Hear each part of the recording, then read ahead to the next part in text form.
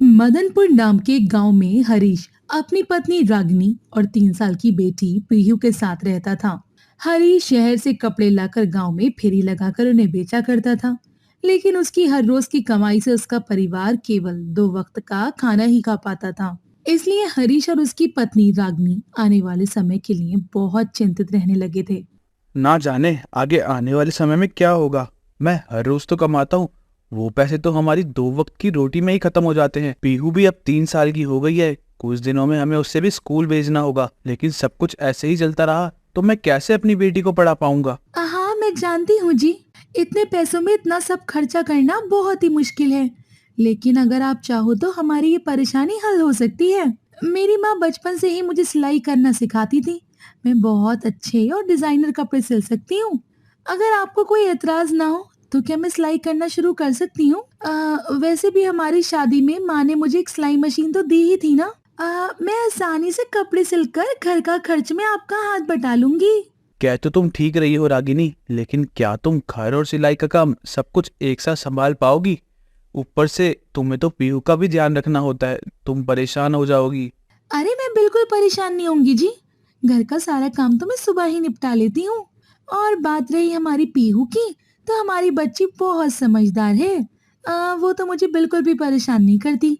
एक बार उसे खाना खिलाकर अपने पास बैठा लो तो आराम से खिलौनों के साथ खेलती रहती है। अगर ऐसी बात है तो फिर ठीक है, मैं कल घर के बाहर रागिनी सिलाई का एक बोर्ड बनाकर लगा दूंगा। वैसे भी गांव में सिलाई वाली की सिर्फ एक ही दुकान है, इसलिए क्या पता तुम्हारा काम अच्छा चल जाए। अगले दिन हरीश अपने घर के बाहर रागनी सिलाई वाली का एक बड़ा सा चार्ट पेपर चिपका देता है। उसे देखकर गांव की औरतें रागनी के पास आती हैं और एक औरत कहती है, अरे बहुत अच्छा किया तुमने जो अपनी सिलाई की दुकान खोल ली रागनी। हमें कपड़े सिलवाने के लिए इतनी दूर जाना पड़ता था। अब अच्छा है, हम सब तुमसे ही कपड़े सिलवाएंगी। अरे अरे धन्यवाद दीदी। अरे लेकिन ये तो बताओ कि तुम सिलाई के पैसे कितने लोगी? उस औरत के ऐसा पूछने पर रागनी उसे एक सूट की सिलाई 100 रुपए बताती है और एक डिजाइनर सूट के लिए वो उन सबको 200 रुपए का मोल बताती है। अरे वाह रागनी, तुम्हारा तो मोल भी बहुत अच्छा है। नेहा सिलाई वाली तो एक सूट सिलने के भी 300 रुपए लेती है। भाई, आज से तो हम सब के कपड़े तुम ही सिलना। ये लो मेरे 5 सूट हैं। चिंकी के पापा जयपुर से लेकर आए थे। तुम इन सबको अच्छे से डिजाइन के साथ सिलना। अरे सूट सिलते ही मैं तुम्हें तुम्हारे पैसे भी दे दूंगी। अब रागनी सभी औरतों के कपड़ों को बहुत अच्छी तरह से सिलती है और उन सभी को रागनी के सिले हुए कपड़े पसंद भी आते हैं। और कुछ ही दिनों में रागनी की कमाई भी अच्छी होने लगती है। अच्छी सिलाई और कम दाम होने की वजह से गांव की सभी औरतें अब रागनी के पास ही अपने कपड़े सिलवाने आती हैं। इसलिए रागनी के पास इतना काम आ जाता है कि वो अकेली उस काम को नहीं कर पाती है। अरे मैंने तो सोचा था कि कुछ कपड़े सिलकर मैं घर का खर्च में आपकी मदद कर दूंगी। लेकिन यहाँ तो मेरे पास इतना काम आ गया है कि मैं अकेली इतने काम को दिन रात लगकर भी पूरा नहीं कर सकती। और अगर मैंने सबको उनका काम समय पर करके नहीं दिया ना, तो वो आगे से कभी मेरे पास कपड़े सिलवाने नहीं आएंगे। तुम चिंता मत करो रागिनी, मैं इस शहर में जिस दुकान से फेरी के लिए कपड़े खरीद कर लाता हूँ, वहाँ सफाई का काम करने वाले चाचा हमारे पड़ोस के गांव में ही रहते हैं। उनकी बेटी ने अभी कुछ दिन पहले ही अपने सिलाई का कोर्स पूरा किया है। मैं काका से बात करके उनकी बेटी को काम के लिए तुम्हारे पास भेज दूंगा। अरे वाह! आपने तो मेरी सारी परेशानी को हल ही कर दिया जी। आप कल ही उसे मेरे पास भेज देना। अगर वो अच्छे से काम करेगी ना, तो मैं उसके काम के अच्छे पैसे दूंगी उसे।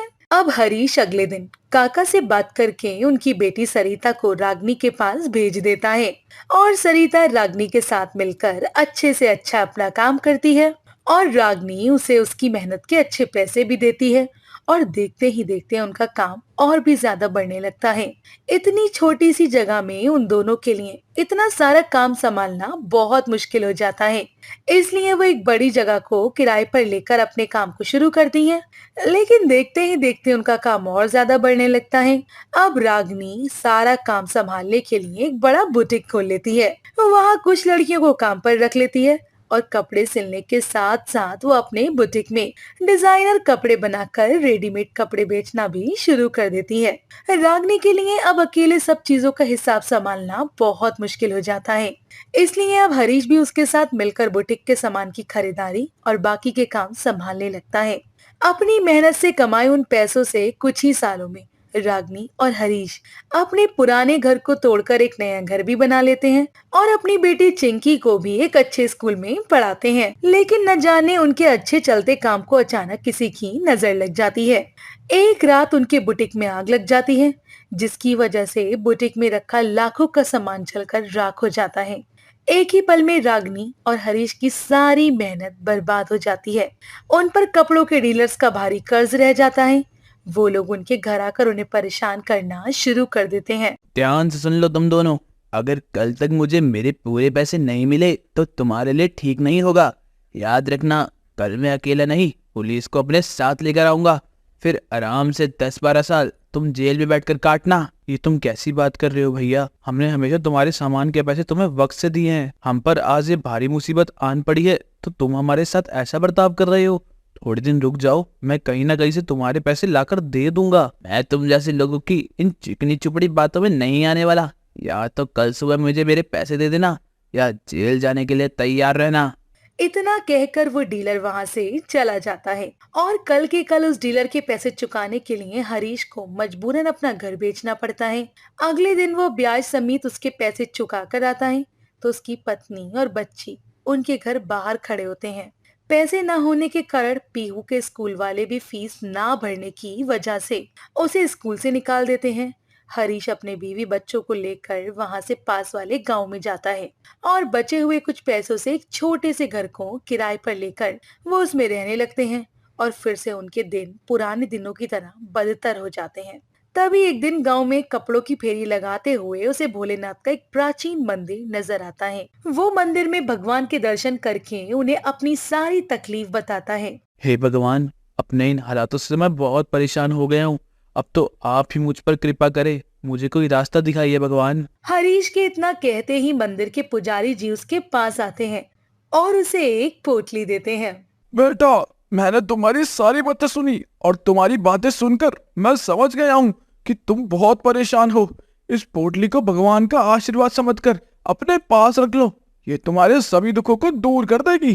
पुजारी जी द्वारा दी गई उस पोटली को हरीश अपने छोटे से किराए के घर में ले आता है और वो पोटली रागनी को दे देता है और कहता है, पता नहीं रागिनी, लेकिन अगर ये बीज हमें पंडित जी ने दिए हैं। अरे इसके अंदर तो किसी सब्जी के बीज हैं। भला ये बीज हमारे दुखों को कैसे कम करेंगे? तो जरूर इसका कुछ अर्थ होगा। अभी तो तुम इन बीजों को आंगन में जाकर बो दो। हरीश की बात मानकर रागनी उन बीजों को अपने छोटे से आंगन में बो देती है और रात को वो लोग अचार के साथ रोटी खाकर सो जाते हैं। अगली सुबह जब हरीश की आंख खुलती है तो वो ताजी हवा लेने अपने आंगन में जाता है, लेकिन आंगन में उगी लौकी की बेल को देखकर वो हैरान रह जाता है। उस बेल में साधारण लौकी की बजाय सोने की लौकी उगी हुई थी। इसलिए हरीश जल्दी से उन सभी लौकियों को तोड़कर अपने घर के अंदर ले आता है और रागनी से कहता है। अब वो सभी खुशी खुशी अच्छा अच्छा खाना खाकर सो जाते हैं और अब अगले दिन रागनी अपने आंगन की सफाई करने आंगन में जाती है तो उसे अपने आंगन में वही लौकी की बेल नजर आती है जिस पर खूब सारी सोने की लौकी लगी होती हैं। वो सभी सोने की लौकियों को तोड़कर अपने घर ले जाते हैं और उन्हें बेचकर वो फिर से अपना बुटीक खोल लेते हैं और उनकी आमदनी फिर से पहले की तरह बहुत अच्छी होने लगती है। वो अपनी बेटी को फिर से अच्छे स्कूल में एडमिशन दिलाते हैं और वो अपने आंगन में उसी सोने की लौकियों को बेचकर गरीब लोगों की मदद करते हैं। सभी गांव वाले उन्हें बहुत दुआ देते हैं और देखते ही देखते हरीश आसपास के गांव में सबसे अमीर आदमी बन जाता है। तभी एक दिन उसके मन में उस प्राचीन मंदिर में जाने का विचार आता है जहां से उसकी जिंदगी पूरी तरह से बदल गई। वो रागनी और पीहू को लेकर वहां जाता है तो देखता है कि वहां कोई मंदिर ही नहीं है। वो आसपास के लोगों से भी उस मंदिर के विषय में पूछता है।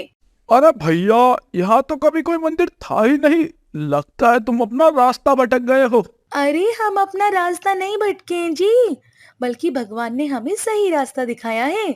उस दिन पंडित जी के वेश में खुद भगवान ने ही आपको वो जादुई बीज दिए थे, जिस कारण आज हमारा परिवार इतना खुशहाल है। रागिनी की बात सुनकर हरीश की आंखों में आंसू आ जाते हैं। वो उन सोने की लौकियों को बेचकर उसी जगह पर भोलेनाथ का एक मंदिर बनवाता है और रोज गरीब और बेसहाय लोगों के लिए वहां दिन रात भंडारे की सुविधा करवाता है। भगवान भी उनकी इन सभी नेकियों से बहुत खुश होते हैं और भगवान के आशीर्वाद से वो अपनी जिंदगी में फिर कभी पीछे मुड़कर नहीं देखता और दिन दोगुनी और रात चौगुनी तरक्की करता है और अपने परिवार के साथ अब वो हमेशा खुशी खुशी रहता है।